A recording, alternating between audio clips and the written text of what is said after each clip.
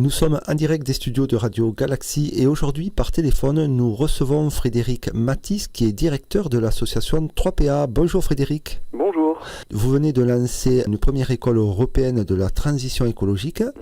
Alors avant d'aborder ce sujet, j'aimerais bien que pour nos auditeurs qu'on revienne sur l'association 3PA. Qui est-elle ? Alors l'association 3PA est une association d'éducation et de formation à la transition écologique qui a été créée en 2004. 3PA, ça veut dire penser, parler, partager, agir. Et on se base sur deux principes d'action qui sont l'écologie pratique, c'est-à-dire qu'on va essayer de faire et de faire faire plutôt, de pratiquer en fait l'écologie au quotidien par le jardin, la construction, etc. Et un deuxième point qui est l'écologie solidaire ou l'écologie pour tous, qui vise en fait à s'adresser à des publics très divers et notamment à des publics en difficulté, d'où on verra la naissance de voilà. Aujourd'hui, nous sommes basés à Poucharmé et à partir du 1er janvier, on sera à Lahage. On déménage dans des nouveaux locaux qui nous sont loués par l'association AJH, une association qui s'occupe de personnes handicapées, en situation de handicap, et qui avait des locaux vides en fait, et qui du coup nous les mettent à disposition. Qui va nous permettre de nous développer, puisqu'on passe de 140 mètres carrés de locaux à potentiellement plus de 2000, et des terrains pareils de 5000 mètres carrés, on va passer à plusieurs hectares, donc on va pouvoir vraiment pratiquer, expérimenter, se développer dans l'idée qu'on a aujourd'hui et par rapport aux demandes et par rapport au public qu'on reçoit aujourd'hui. Au niveau de l'association et par rapport à tous ces projets, vous recherchez des bénévoles ? Alors oui, bien sûr, on recherche toujours des bénévoles. On a la chance quand même d'avoir une quarantaine de bénévoles. 3PA aujourd'hui, c'est 6 salariés. On a 6 volontaires en service civique, donc c'est une équipe quand même de 12 permanents, on va dire, au quotidien, et plus de 70 adhérents. Et on a qu'une équipe très active en termes de bénévolat, plus de 40, comme je disais, et qui sont essentiels dans le fonctionnement, on va dire, quotidien aussi de l'association, et notamment pour la réussite des projets tels que le Festival Agitateur qui a lieu le premier dimanche de juillet chaque année et qui rassemble plus de 3000 personnes. Donc là, on a besoin de monde, évidemment, pour préparer, pour communiquer, pour faire manger pour les artistes, etc. Pour les échanges européens aussi qu'on organise 2 fois par an, donc avec des jeunes qui viennent de 6 pays d'Europe pendant 10 jours, là aussi, pareil, on a besoin de les accueillir, de les transporter, de les faire manger. Donc les bénévoles, effectivement, sont la cheville ouvrière et la nécessité pour chaque association et dont la nôtre. D'accord. Tu peux rappeler un site, une adresse mail, des coordonnées tout simplement. Bien sûr, alors le site de 3PA, c'est 3PAformation toutattaché.fr. Donc là, il y a un site qui est en cours de remise à jour. Donc dans les jours à venir, avec l'inauguration, on va remettre tout ça à jour. Si vous voulez en savoir plus sur l'école, c'est école-transition.eu, et sinon vous pouvez nous appeler pour avoir des informations. Il y a encore une personne là ce matin qui nous a appelé pour avoir notre programme et puis pour pouvoir venir participer. Donc c'est le 05 61 08 11 30. Alors on va parler maintenant donc de ce lancement de la première école européenne de la transition écologique. Qu'est-ce que tu peux nous dire là-dessus ? Alors que déjà, elle va être lancée le 27 octobre, mais en fait, une partie de ces dispositifs existe et préexiste déjà dans l'association depuis, pour certains, déjà plus de 6 ans. L'idée, en fait, de lancer ce projet en tant que tel, en tant qu'école européenne de la transition écologique, c'est vraiment formaliser, en fait, un projet qu'on mène depuis quasiment la création de l'association, qui est l'idée d'accompagner, en fait, d'informer des jeunes, et notamment les jeunes en difficulté. Alors, quand je dis jeunes en difficulté, ça va être les jeunes déscolarisés, ça va être les jeunes en situation de handicap, ça va être les jeunes qui se posent tout simplement des questions sur leur voie professionnelle. Et donc dans l'idée d'association, comme je disais au début, de faire quelque chose de très pratique, d'expérimental même, et en même temps de s'adresser à tous les publics, et notamment donc à ces jeunes en difficulté, tout ça a fait qu'on a commencé à créer des dispositifs. Le premier dispositif qu'on a mis en place, c'est les chantiers jeunes. Beaucoup d'associations pratiquent ça pendant les vacances scolaires. Les jeunes ils viennent faire une première expérience de travail sur le terrain. Alors nous, on l'orientait évidemment sur la construction écologique, sur le maraîchage bio, toutes ces thématiques sur l'eau, sur les énergies, toutes les thématiques liées à la transition écologique. Et notamment avec des jeunes qui venaient des clubs de prévention de Toulouse, de la Faorette, etc. Et en fait, on se rendait compte que sur les 12 jeunes qui venaient, Alors non seulement il y avait des effets pédagogiques, éducatifs et tout ça qui étaient intéressants, parce qu'ils sortaient de leur quartier, etc. Mais sur les 12 jeunes qui venaient, il y en avait toujours 3-4 qui nous disaient « ces métiers m'intéressent, j'aimerais bien faire ça, je sais pas quoi faire, etc. » Du coup, il y a 6 ans maintenant, avec le département, le conseil départemental, on a monté un projet qui s'appelle Parcours Métiers Verts. Donc une autre brique, un autre dispositif qui fait partie de l'école européenne, qui est basé sur 10 jours. Et là, on va être plus dans le rencontre professionnelle, dans la remobilisation autour d'un projet professionnel. Et l'idée, c'est qu'en 10 jours, on va découvrir 8 métiers de la transition écologique en rencontrant 8 professionnels. Et donc, on va à la rencontre de ces professionnels, de petites entreprises artisanales jusqu'à des grosses entreprises du bâtiment notamment, et aussi des associations entreprises d'insertion. Donc tout ça dans la rencontre, dans l'échange, pour voir tout ce qui existe et tout le panel d'activités qui existe dans la transition écologique. Et en même temps que de ces 10 jours, donc ça correspond à peu près à 20% du temps sur les 10 jours. Et 80% du temps, par contre, on va les faire pratiquer, on va les faire expérimenter un chantier. Et du coup, ils sont confrontés, on va dire, à la création d'un mur ossature bois, à la plantation de tomates, etc., etc. Et voilà, donc ça, c'est le deuxième dispositif qu'on a mis en place il y a 6 ans, la deuxième brique de l'école, qui a rencontré beaucoup de succès. Maintenant, on travaille beaucoup en partenariat très étroit avec la mission locale de Muret, et donc c'est très intéressant avec des résultats très positifs. Mais du coup, en fait, comme j'ai expliqué, l'école c'est vraiment créé sur la demande des jeunes, la demande des partenaires et des prescripteurs. Donc on a continué à créer des dispositifs qui répondaient à cette problématique et à cette demande. On a eu la demande des collèges, lycées, CIO aussi sur l'orientation, etc., qui nous a dit mais en fait, nos jeunes, ils ne sont pas déscolarisés, mais personne ne leur parle des métiers qui sont liés à la transition écologique. Et donc, on a développé un nouveau dispositif, là encore un autre qui fait partie de l'école, qui est d'aller directement dans les classes et dans les écoles pour aller parler de ces métiers-là, qui sont des métiers qui sont en fort développement sur certains secteurs, alors qui sont en fort développement d'un côté parce que création, parce que aujourd'hui, sur les énergies, etc., c'est des métiers qui se développent et qu'il faut développer. Et il y a surtout aussi plein de métiers comme le bâtiment, comme l'agriculture, qui sont aussi en forte mutation en termes de prise en compte des questions environnementales, etc., énergétiques, et donc sur lesquelles il faut aussi former et accompagner les jeunes. Et donc on fait des interventions comme ça dans les missions locales, dans les missions de lutte contre le décrochage scolaire, dans les collèges, les lycées, pour parler du potentiel de tous ces métiers-là. Voilà, donc ça c'est certaines briques qu'on avait mis en place. Une nouvelle brique qu'on a mis en place depuis l'année dernière, donc c'est les échanges européens. Donc accolé en fait au dispositif Erasmus+. Le constat était que les jeunes qu'on accompagnait étaient souvent un peu, alors sans être péjoratif, mais étaient un peu fermés, un peu renfermés. Ils se posaient pas mal de questions et du coup ils tournaient un peu en rond, souvent chez eux, à pas faire grand-chose, à faire des formations qui n'aboutissaient à rien, etc. Et donc l'idée qu'on a eue, c'est d'utiliser le dispositif Erasmus+, pour organiser des échanges de jeunes. Et donc, comme je le disais tout à l'heure, on a organisé, encore en août dernier, un échange de jeunes avec 6 pays, 30 jeunes, qui se rencontrent autour des métiers de la transition écologique. Et donc, l'idée, c'est de dire que les thématiques du chômage des jeunes et de la transition écologique ne sont pas proprement boucharmétoises, la joie ou même du pays sud-toulousain, mais qu'elles sont bien au moins européennes, voire internationales. Et donc, ces échanges permettent de confronter et faire se rencontrer les jeunes. Et après, imaginer aussi que ces jeunes, et en tout cas pour les jeunes français, puissent partir aussi dans d'autres pays d'Europe. Donc pourquoi école européenne, Donc il y a cette dimension européenne dans les échanges de jeunes, mais il y a aussi une dimension européenne, l'idée de création d'outils communs. Comme je disais, la problématique grave et lourde et très développée du chômage des jeunes est prégnante dans tous les pays d'Europe. Voilà, on va de 20% en France jusqu'à 60% dans des pays comme en Grèce.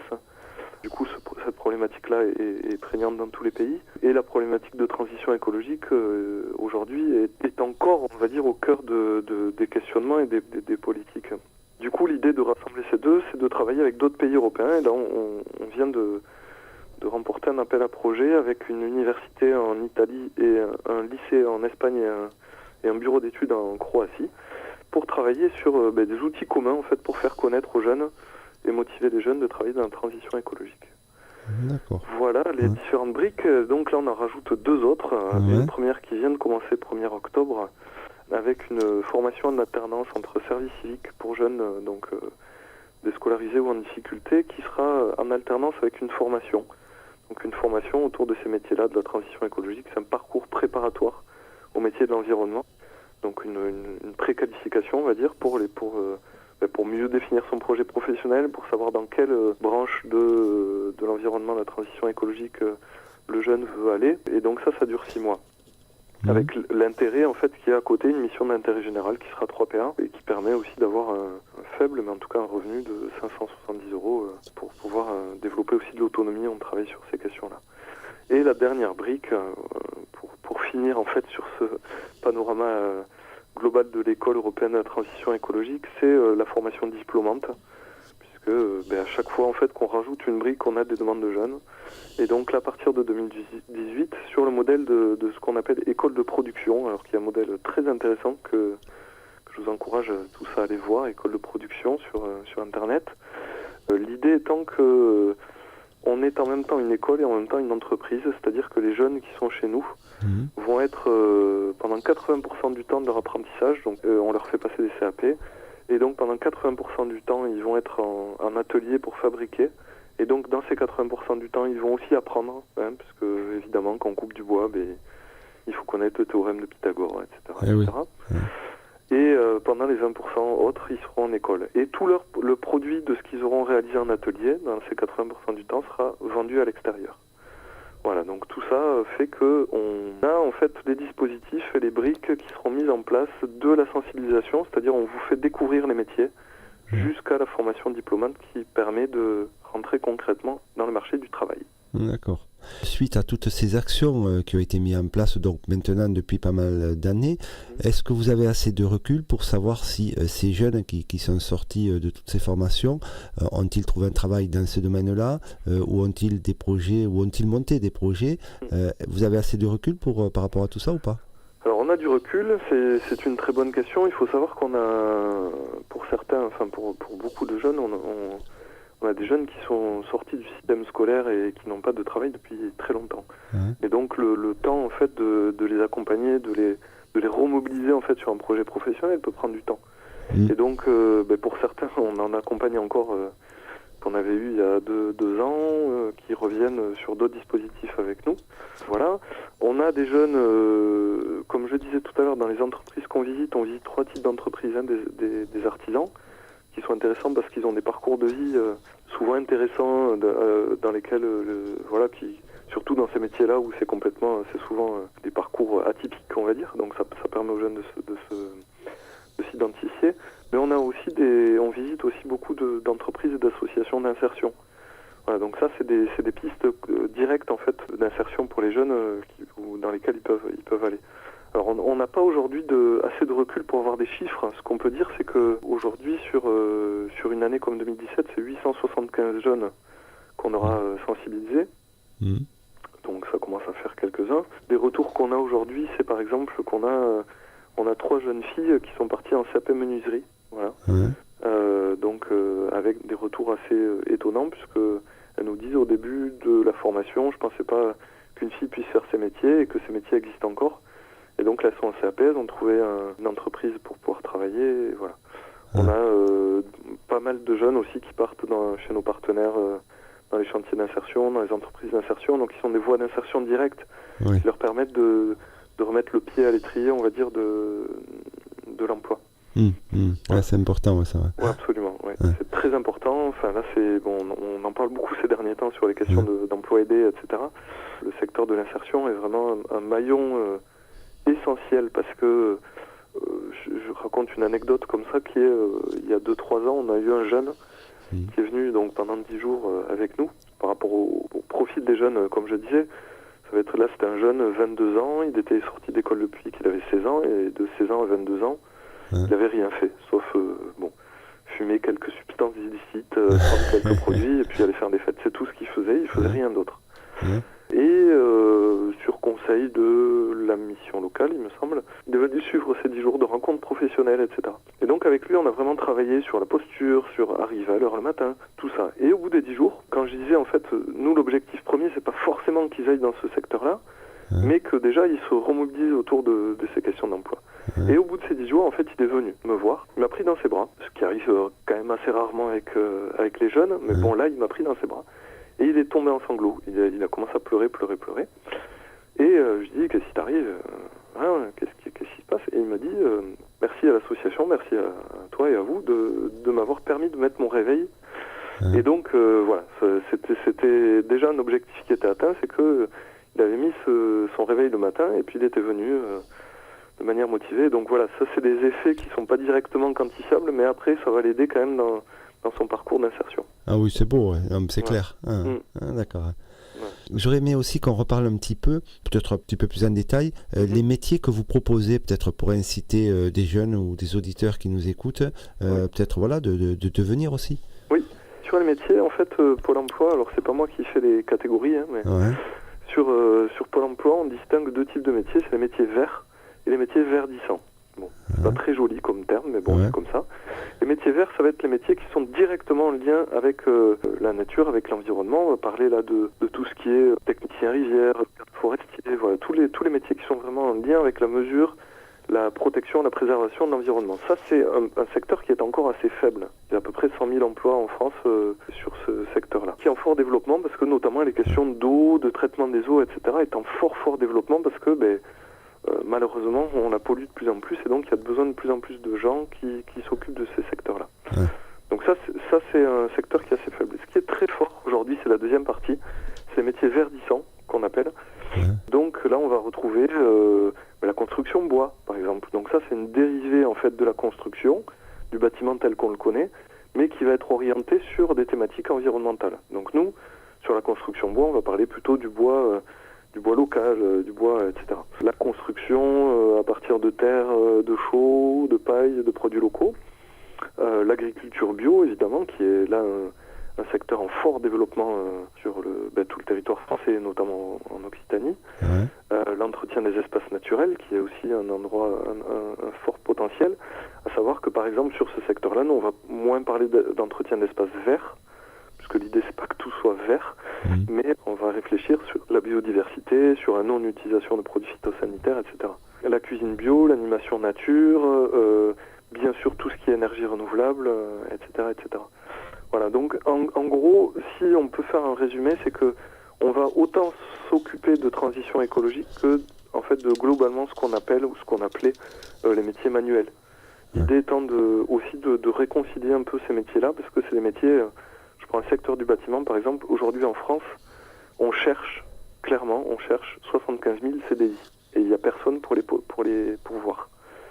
Parce que c'est voilà, en agriculture, on dit souvent que c'est un secteur en crise, et c'est vrai, ils sont en grosse difficulté. Mais aujourd'hui, sur le marché du travail, il y a 12 000 emplois en CDI qui sont à pourvoir et qui ne sont pas pourvus. Donc l'idée, c'est de revaloriser ces métiers-là, de les faire évoluer, parce que ce soit le bâtiment, l'agriculture, c'est des métiers qui sont fort renouvellement, puisque la population de ces métiers-là est plutôt âgée, donc va partir à la retraite. Et donc l'idée, c'est de former ces jeunes-là pour qu'ils puissent prendre la place et puis après faire évoluer aussi de l'intérieur ces métiers-là vers une notion plus responsable et plus en lien avec la transition écologique. Est-ce que tu peux rappeler un petit peu le site, voilà, les coordonnées pour des personnes qui vont te contacter? Absolument. Alors le site pour nous joindre, donc c'est www.école, alors sans accent évidemment, www.école-transition.eu comme Europe, EU. Voilà, le numéro c'est le même que celui d'association 3PA, c'est le 05 61 08 11 30. Et pour mail, c'est contact@école-transition.eu. Vu que vous changez de locaux, que vous allez être à l'âge, vous faites une inauguration. Est-ce que tu peux rappeler donc le jour, l'heure et un petit peu le programme de cette inauguration, qui est ouvert à tous, je présume? Oui, tout à fait. Alors l'inauguration est ouverte à tous.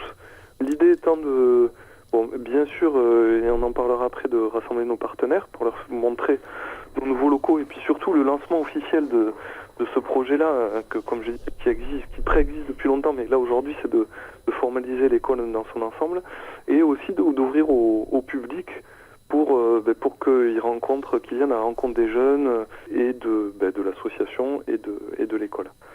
Donc le programme, donc ça commencera à 16h avec des ateliers rencontres avec les jeunes. On a plus d'une trentaine de jeunes là, qui ont suivi nos dispositifs, qui ont répondu présents pour être là pour nous filer un coup de main toute la semaine avant l'inauguration, pour ceux qui étaient disponibles et qui ne sont pas en emploi.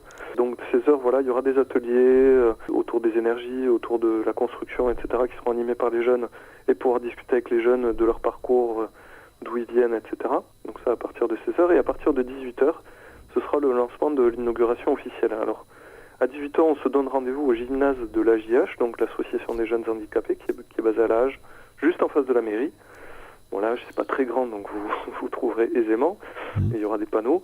On ira donc aux futurs locaux de l'association, qui sont à quelques centaines de mètres. On ira donc voir un peu les futurs locaux, et pour symboliser un peu l'inauguration et le lancement, on plantera un arbre. Voilà. Et on plantera Être, puisque Être est le nom de notre école.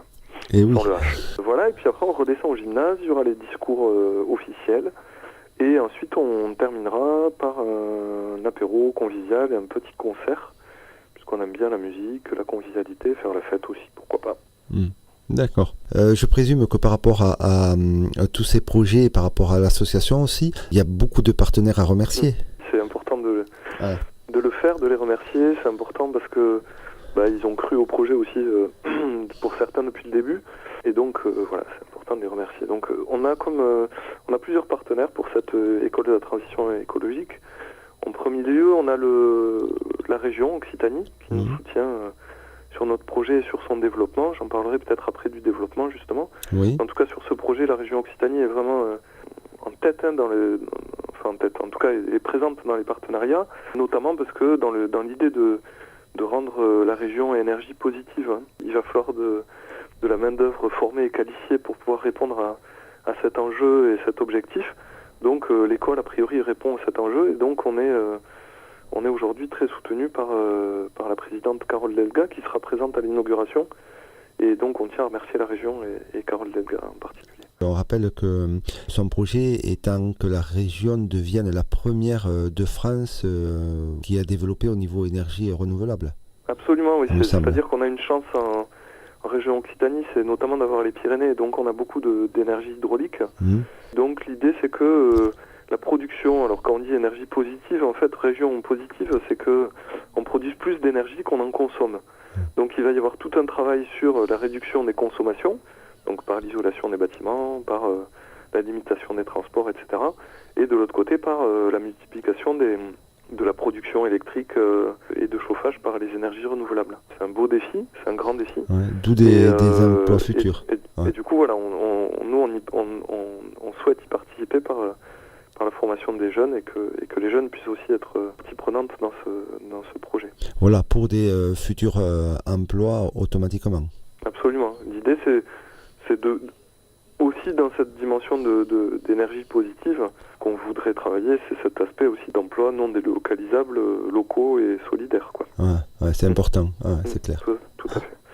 On doit remercier aussi donc le département de la Haute-Garonne qui nous soutient, comme je disais, depuis 6 ans avec la création du parcours métier vert, avec qui on continue de développer le projet.